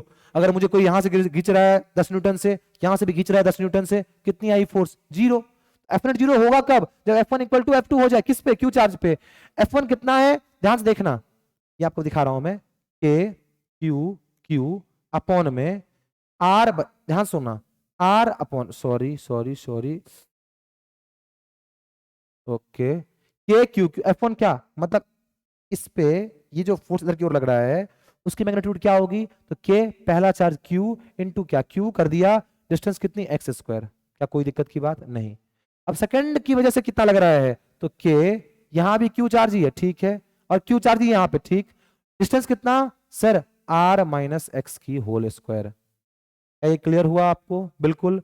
K से K कैंसल, Q से Q कैंसल, Q से Q कैंसल, ये क्या हो जाएगा, R माइनस एक्स की होल स्क्वायर इक्वल टू क्या, एक्स स्क्वायर। कोई दिक्कत की बात बिल्कुल भी नहीं। इसको मैं इधर सॉल्व कर रहा हूं, तो R माइनस एक्स सिंपली क्या होगा, ये स्क्वायर उधर गया तो रूट में आएगा, उधर से बाहर क्या आएगा, सिर्फ x। अरे R माइनस एक्स की होल स्क्वायर उधर गया तो किसमें जाएगा, रूट में जाएगा ना, root under X square, value क्या होगी X, simply X, R equal to क्या 2x, एक्स इक्वल टू क्या आर अपॉन में 2। क्या आंसर आ गया? मतलब ये Q जो चार्ज है ये इन दोनों के एकदम मिड पॉइंट पे है। क्या कोई दिक्कत की बात नहीं? पहला आ गया पोजीशन, पोजीशन आपने फाइंड कर लिया। अब इस पे चार्ज कितनी है ये फाइंड करना है हमें, इस पे चार्ज कितनी है हमें ये फाइंड करना है। और हमें क्या पता है ये तीनों किस में है, इक्विलिब्रियम में है। तो अगर ये इक्विलिब्रियम में आ गया तो ये दोनों भी किस में होंगे, इक्विलिब्रियम में होंगे। क्यों सर, क्यों क्यों क्यों? अगर देखो जरा, जितना फोर्स ये इस पे लगा रहा है इधर की ओर, उतना ही फोर्स इस पे लगा रहा होगा इधर की ओर, कोई दिक्कत की बात नहीं, क्लियर। और जितना फोर्स सी लगा रहा होगा ए पे, ध्यान सुनना, जितना फोर्स सी, सॉरी सेकंड ये चार्ज जो है ये लगा रहा होगा ए पे रिपेल करने को। क्यों? क्योंकि ए मतलब ये जो दो चार्जेस हैं देखो क्या है, टू आइडेंटिकल चार्जेस, मतलब ये दोनों सेम चार्जेस हैं। यहाँ पे सेम चार्जेस, तो लाइक चार्जेस में, सेम चार्जेस में क्या होता है, रिपल्सन होता है। ए को ये मतलब इस चार्ज को ये वाला चार्ज रिपेल कर रहा होगा, इस वाले चार्ज को ये वाला चार्ज रिपेल कर रहा होगा। और अगर ये इक्विलिब्रियम में फिर भी है, इसका सेंस क्लियर है कि ए जो रिपेल हो रहा है सी से, मतलब इधर की ओर, मैं ऐसे लिख देता हूं, force on A due to C, मतलब force on charge at A due to C. अगर ये तो इसको रिपेल कर रहा है, लेकिन फिर भी अगर ये इक्विलिब्रियम में है तो कैसे पॉसिबल होगा कि सर बराबर अमाउंट का, ध्यान सुनना, बराबर अमाउंट का इस पे ये फोर्स, ये क्यू चार्ज फोर्स लगा रहा होगा इधर की तरफ, सी धक्का दे रहा है इधर की तरफ, ये धक्का, ये इसको खींच रहा होगा इधर की तरफ। तो अगर ये क्यू चार्ज इसको खींच रहा है तो ऐसे ही इसको भी, ये जो यहां पे चार्ज है इसको भी खींच रहा होगा। बात समझ में आ रही कि नहीं आ रही? अगर नहीं आ रही वीडियो को दोबारा देखो। मैंने बोला क्यू चार्ज के पास हमने पोजीशन तो फाइंड कर ली कि मिड पॉइंट पे है। अब कह रहे हैं कि देखो ए और सी सेम चार्जेस हैं, एक दूसरे को रिपेल कर रही होंगी, लेकिन फिर भी अगर इक्विलिब्रियम में है मतलब रिपेल करना चाहती होंगी। अगर फिर भी दोनों इक्विलिब्रियम में, इसका सेंस क्लियर है कि ये जो क्यू चार्ज है ये नेगेटिव चार्ज है जो दोनों को अपनी तरफ खींचे जा रहा है। इससे हम क्या बोल सकते हैं कि अगर force of repulsion between A and C, ये force of repulsion between A and C must be equal to force of attraction between A and B. अरे इस पॉइंट को मान लो ना, ये ए है, 2 है, ये 3 है, तो इसको मानते हैं हम ए, ये बी, और इसको मान लिया हमने सी। तो कह रहे हैं force of repulsion between A and C will be equal to force of attraction between A and B. मतलब सी जो ए को रिपेल कर रहा है, कहीं ना कहीं ये फोर्स को बैलेंस कर देगा, ये जो बी पे चार्ज है वो जो ए को खींच रहा है उस फोर्स से, ये वाले फोर्स को बैलेंस करेगा ये वाला फोर्स। क्या कोई दिक्कत की बात है? नहीं। अब देखो मैंने इस पॉइंट को लिखा है यहाँ पे स्लाइड ऐड करता हूं, यहाँ पे मैं लिख रहा हूं आप लोगों के सामने में, यहाँ पे कि force of repulsion between A and C should be equal to force of attraction between A and B. ध्यान से देखना मैं क्या बोल रहा हूं। ए और सी एक दूसरे रिपेल होना चाहते होंगे, क्यों? सेम चार्जेस हैं, लेकिन क्यों अगर उनको इक्विलिब्रियम में रख रहा है, अगर उसका रखना इक्विलिब्रियम में रखना पॉसिबल है तो सिर्फ इसी शर्त पे होगा, क्यू चार्ज खुद नेगेटिव होगा, तो इसको भी खींच रहा होगा, इसको भी खींच रहा होगा। खींचने से क्या हुआ, ए पे जो सी अपना रिपल्सिव फोर्स लगा रहा है, जितना रिपल्सिव फोर्स ए पे लगा रहा है सी, अगर उतना ही अट्रैक्टिव फोर्स ये लगा दे क्यू इस ए पे, तो क्या ये रेस्ट में नहीं आ जाएगा? क्या इक्विलिब्रियम में नहीं आ जाएगा? बिल्कुल आ जाएगा। अब देखो जरा ध्यान से, अब इससे क्या पता चले, अगर आपने, तो ये पॉसिबल कब होगा, ये किसके लिए है, ये किसके लिए है, for establishing equilibrium, for establishing equilibrium, for establishing equilibrium among all charges, among all charges. सारे चार्जेस के बीच में इक्विलिब्रियम तभी स्थापित होगी जब ये कहानी श्योर हो जाए। क्या कोई दिक्कत की बात नहीं? तो आपने ये किया तो आप क्या लिखोगे इसको, force on A due to C should be equal to force on A, force between A due to B. Clear है? अब देखो force on A due to C क्या होगी, ध्यान से देखना, यहां पे ए पे चार्ज कितना क्यू, बी पे चार्ज कितना क्यू, तो क्या लिखा हमने, ओहो, लिखा हमने यहां पे के ए पे क्यू चार्ज, सी पे भी क्यू चार्ज, सॉरी सी है ना, ए बी, यहां पे क्या है, इसको क्या माना, बी माना हुआ है, सॉरी सॉरी सॉरी। तो इसको हम ये नहीं लिख सकते, इसको लिखना होगा हमें क्या, के ड्यू टू बी, हाँ चलो इसको समझ लेना, force on A due to C, मतलब ये force on A due to C, इस वाले सर्कल से क्या फोर्स है, और ये क्या है, force on A due to B, B की वजह से क्या फोर्स है। तो जब हमें इन दोनों के बीच का फोर्स निकालना होगा तो लिखेंगे के क्यू इंटू क्यू, और जब लिखना होगा हमें इन दोनों के बीच का फोर्स तो क्या लिखेंगे, के कैपिटल क्यू इंटू क्या स्मॉल क्यू। यहां पे है पहले force on A due to C, जो बीच वाला चार्ज है उसके वजह से जो साइड में चार्ज है उसके पे क्या फोर्स लगेगा, तो के Q small Q upon distance क्या है आर बाई टू का होल स्क्वायर। डिस्टेंस कितना है आपने देख लिया ना, ये एक्स की वैल्यू कितनी आई है, आर बाई टू आई है ना, आर बाई टू का क्या हो गया होल स्क्वायर, क्लियर है, इक्वल कर दिया इसको। Force on A due to B, A पे फोर्स बी के वजह से, ए पे फोर्स बी की वजह से कितना आएगा, ध्यान से देखना, ए पे फोर्स बी की वजह से फॉर्मूला आएगा के क्यू, तो देखना यहां भी क्यू चार्ज यहां भी क्यू चार्ज, तो सिंपल क्या करेंगे के क्यू इंटू क्यू, के क्यू स्क्वायर अपॉन में डिस्टेंस कितना है पूरा डिस्टेंस आर स्क्वायर। क्या कोई दिक्कत की बात, बिल्कुल भी नहीं, के से के कैंसिल, क्यू से स्क्वायर कैंसिल हो गया, क्यू का क्या बच गया भाई, यहाँ पे ध्यान से देखना, यहाँ आपको वैल्यू आ गई है क्या, क्यू अपॉन में आर स्क्वायर अपॉन में 4 2 के square 4 equal to Q upon में आर स्क्वायर से आर स्क्वायर कैंसिल, ये 4 ऊपर गया तो 4 क्यू इक्वल टू कितना आ गया, क्यू आ गया, कोई दिक्कत की बात नहीं। हमें क्या फाइंड करनी थी, हमें फाइंड करनी थी इस क्यू पे चार्ज कितनी है, पोजीशन फाइंड कर लिया, साइन फाइंड कर लिया, नेगेटिव हो गया तभी तो दोनों खींच रहा होगा, और मैग्नीट्यूड फाइंड करना था। अब देखो जरा यहाँ पे 4q इक्वल टू क्यू है तो q इक्वल टू क्या आएगा, q अपॉन में 4, मतलब ये नेगेटिव में डाल दो, यही आपको magnitude and sign of the charge that should be placed between the these two identical charges so that the entire system will be in equilibrium। क्या कोई दिक्कत की बात, बिल्कुल भी नहीं। वीडियो लंबी हो रही क्या, चलो कोई बात नहीं, वीडियो लंबी, इस पे ट्रिक सीख लेते हैं, बाकी इक्विलिब्रियम, हाँ और भी क्वेश्चन है,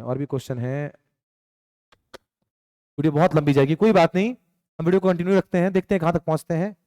एक काम करें, अच्छा देखो यहाँ पे अब फॉर्मूला आ गया, ट्रिक आ गया भाई, अब जनरली आपके पास जो क्वेश्चंस आएंगे उनको आप ट्रिक से भी सॉल्व कर सकते हैं ना, तो ट्रिक क्या आ गया कि जब भी आपको दो सेम चार्जेस दिख जाएं, मतलब अगर चार्जेस सेम है तो अच्छी बात है, अगर अलग अलग हैं तो भी आप क्या करो, अगर आपको पूछा जाए कि उसकी पोजीशन क्या होगी, ये फॉर्मूला, अगर पूछा जाए कि उसकी भाई चार्ज की वैल्यू क्या होगी जिसके वजह सारे इक्विलिब्रियम में हो, इक्विलिब्रियम ऑफ 3 पॉइंट चार्जेस, अगर तीनों चार्जेस आपको इक्विलिब्रियम में चाहिए तो उसके लिए आपको जो थर्ड चार्ज उसको बीच में प्लेस कर रहे हो उसकी क्या चार्ज की मैग्नीट्यूड होगी, फॉर्मूला ये, चार्ज की क्या पोजीशन होगी, फॉर्मूला ये, चेक कर लेते हैं। हमारे पिछले क्वेश्चन में Q1 पे कितना चार्ज था सर Q, नीचे में कितना Q1 पे सर Q, और Q2 मतलब जो सेकंड चार्ज था उस पे कितना था Q, और इनटू क्या कर रहे थे हम, R कर रहे थे, क्लियर है। क्या देखना इसकी वैल्यू कितनी आएगी, ये Q root Q into root Q plus root Q cancel, 1 by क्या आ गया 2 आ गया, इनटू क्या R, क्या आपको x equal to R by 2 नहीं आया था, आया था कि नहीं आया था भाई, एकदम इतना दिमाग लगाना ही नहीं है, सिंपली सॉल्व कर लिया, कोई दिक्कत की बात बिल्कुल भी नहीं। अब आगे चलो, यहाँ पे q equal to minus Q one two minus Q two minus Q one into Q two, अब चार्ज की वैल्यू फाइंड करनी है ना, तो q इक्वल टू लिखते हैं, q बाई 4 आया था ना वहां पे, यहाँ भी वही आएगा, चेक कर लो, q इक्वल टू माइनस, क्योंकि आपको रखना है इक्विलिब्रियम में, ये दोनों सेम है, बीच में आप लेके आ रहे हो, उसकी देखो पोजीशन फाइंड करने का ट्रिक सिंपल ही है, रूट अंडर Q1 अपॉन में क्या, root under Q1 plus root under Q2, पूरे को होल में बंद रखो, इनटू कर दो R, जो उनके बीच में डिस्टेंस है उससे मल्टीप्लाई, खत्म।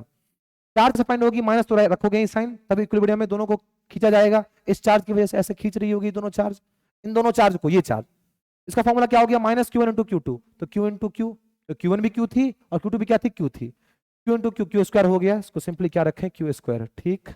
अब यहाँ पे ब्रैकेट में रूट Q1 मतलब क्या, ऐसे लिख दो Q, और प्लस क्या Q2 कितनी थी, Q ही थी, इसका होल स्क्वायर, सॉल्व किया माइनस Q स्क्वायर, यहाँ पे 2 रूट Q का होल स्क्वायर, सॉल्व किया माइनस Q स्क्वायर अपॉन में 2 का स्क्वायर 4, और रूट Q का वैल्यू क्या होगा, अच्छा रूट Q का स्क्वायर क्या हो जाएगा, Q ही तो हो जाएगा, Q से ये कैंसिल, माइनस Q अपॉन में 4 ही तो आया था हमें आंसर Q का। ट्रिक सीख लिया कि नहीं सीख लिया भाई, बहुत सिंपल बहुत सिंपल। चलो आगे चलते हैं हम लोग, ये क्या है, 2 point charges of value Q and Q are placed at a distance of x and x by 2 from third charge of value 4Q all charges being in the same straight line, calculate the magnitude and nature of charge q such that the net force experienced by the charge q is 0. क्या बोला, simple पहले लिखो to. अच्छा आप घबराओ नहीं, मैं video को पहले ही एंड कर दूंगा, बहुत लंबा नहीं लेके जाऊंगा, पहले एंड कर दूंगा, बाकी सेकंड पार्ट हम बाद में कभी लेके आ जाएंगे, इसका दूसरा पार्ट बाद में लेके आ जाएंगे. 2 point charges of value q and q are placed at a distance of x and x/2. दो charges, a third charge of value 4q. कोई एक 4q चार्ज है, ठीक है, जिससे 2 point charges of value q and q are placed at a distance of x and x/2.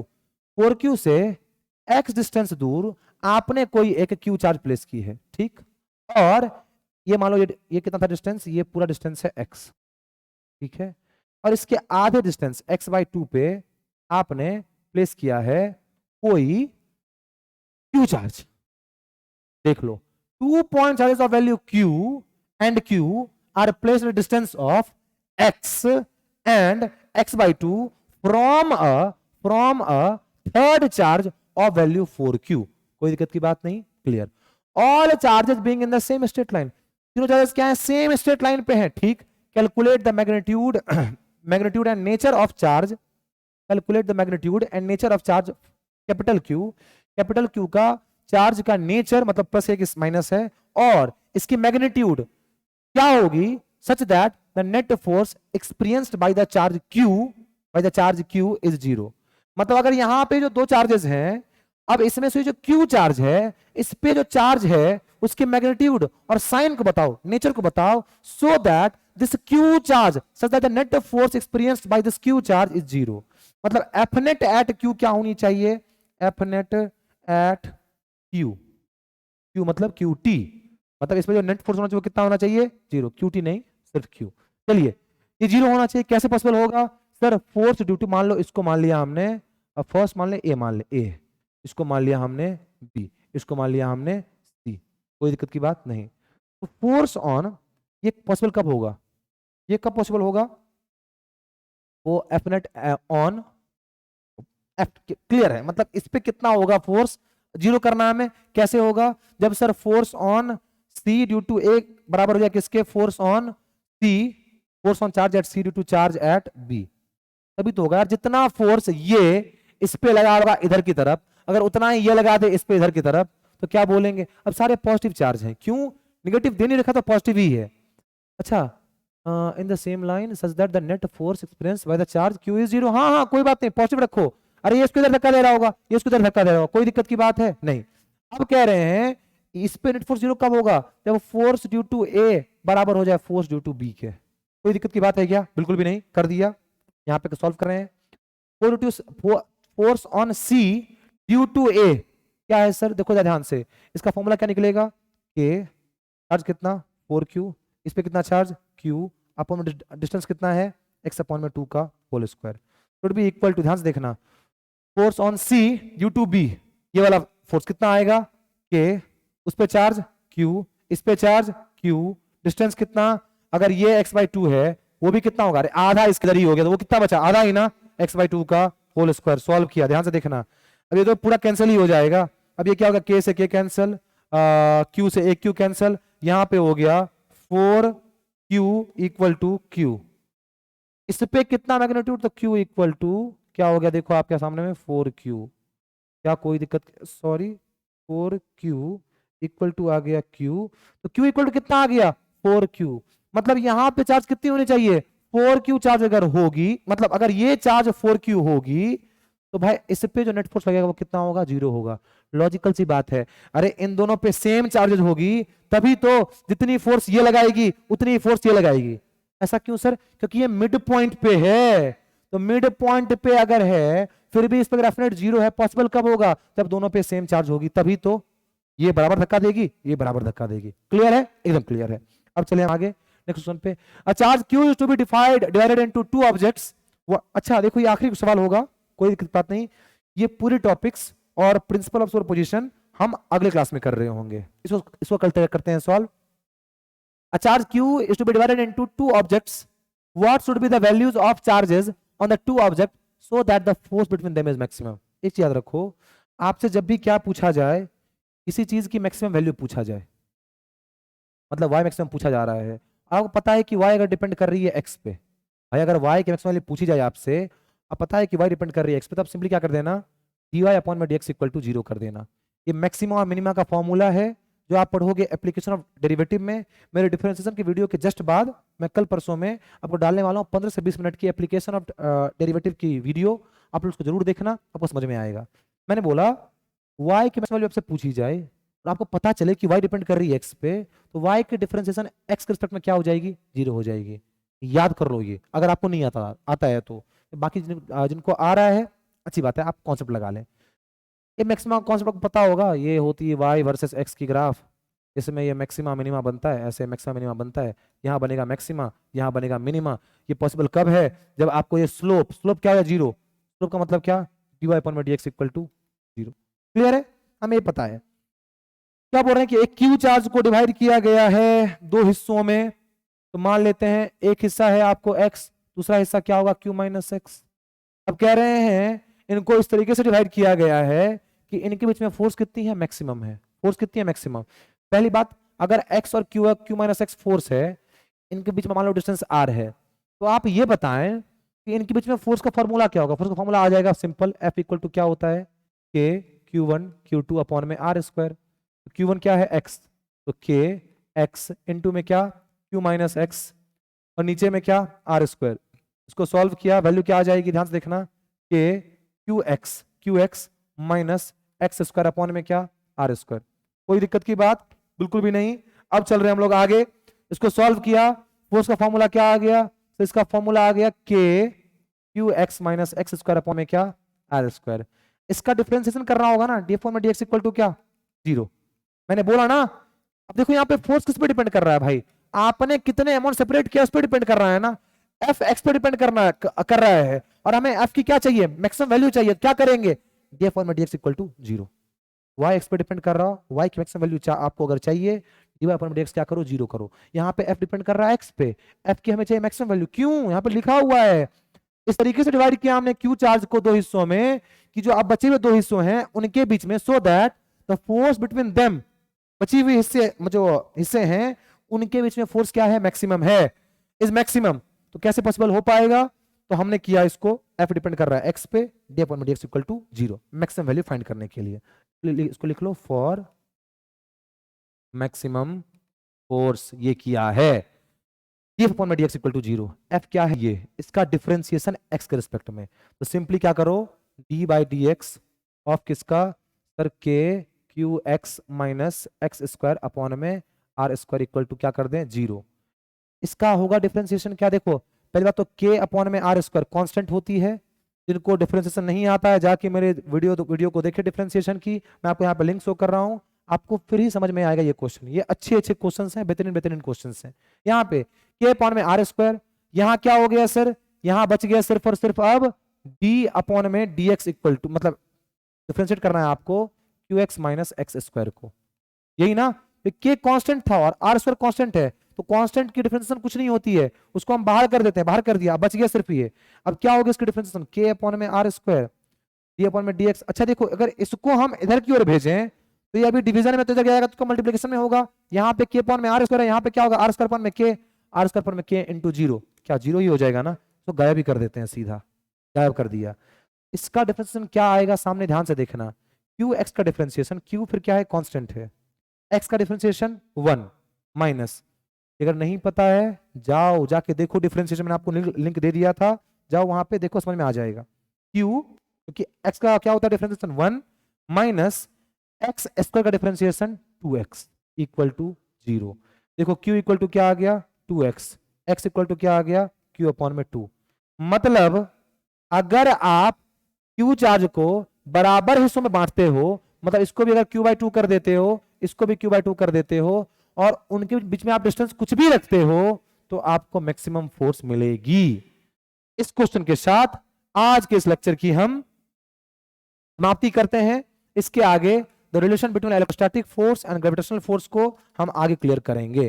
तब तक के लिए यहां पे खत्म कर लिया ना, तब तक के लिए आप लोगों को बहुत बहुत बहुत बड़ा वाला थैंक यू कि आप लोगों ने इतना लंबा, आप लोग टिके भी हो कि नहीं पता नहीं, लेकिन जो लोग टिके होंगे पूरे वीडियो तक उनको थैंक यू।